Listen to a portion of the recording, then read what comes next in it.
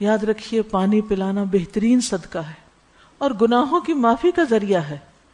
جب گناہوں کی کثرت ہو جائے تو پانی پلانا لازم کر لینا چاہیے. ابن عباس سے پوچھا گیا کون سا صدقہ افضل ہے؟ انہوں نے کہا پانی پلانا.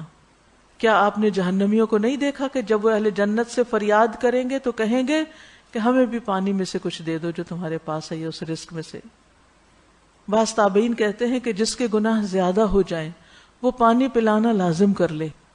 اللہ نے کتے کو پانی پلانے والے کے گناہوں کو معاف کر دیا تھا، تو اس آدمی کا کیا مقام ہوگا کہ جو کسی انسان کو پانی پلائے، یعنی نیک انسان کسی کو پانی پلائے اور اس کو زندگی بخشے، کیونکہ پانی جو ہے اس پر زندگی قائم ہے اور یہ اجر کا بھی باعث ہے. نبی صلی اللہ علیہ وسلم نے فرمایا جس نے کوئی کنواں کھدوایا پھر اس میں سے جو بھی پیاسا جاندار پانی پیے گا، خواہ جن ہو یا انسان ہو یا کوئی پرندہ ہو، تو قیامت کے دن تک اللہ اس بندے کو اس کا اجر دیتا رہے گا، یعنی صدقہ جاریہ کے کاموں میں سے ہوگا.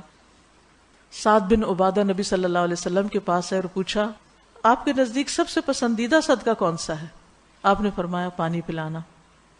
رسول اللہ صلی اللہ علیہ وسلم نے فرمایا 3 لوگ ایسے ہیں جن سے اللہ قیامت کے دن بات نہیں کرے گا، نہ ان کی طرف دیکھے گا، نہ گناہوں سے پاک کرے گا، اور ان کے لیے دردناک سزا ہے. ان میں سے ایک وہ شخص ہے جس کے پاس جنگل میں ضرورت سے زیادہ پانی تھا، پھر وہ مسافروں کو اس سے روکتا تھا، پینے نہیں دیتا تھا اس سے. اور ایک روایت میں یہ بھی اضافہ ہے کہ اللہ تعالیٰ اس سے فرمائے گا آج میں تجھ سے اپنا فضل روک لوں گا جس طرح تو نے اس فضل کو روک رکھا تھا جس کو تیرے ہاتھوں نے نہیں بنایا تھا.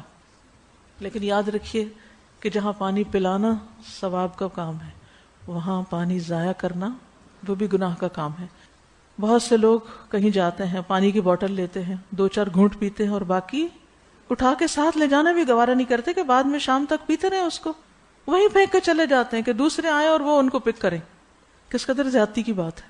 اگر آپ کو پیاس نہیں ہے، کم پیاس ہے، ٹھیک ہے، ضروری نہیں کہ ہر شخص پوری بوتل ایک ہی وقت میں پی لے، تو اس کو اپنے ساتھ لے جائیں، وہاں نہ چھوڑیں، کیونکہ آپ کو بچا ہوا کوئی اور تو نہیں پی سکتا نا.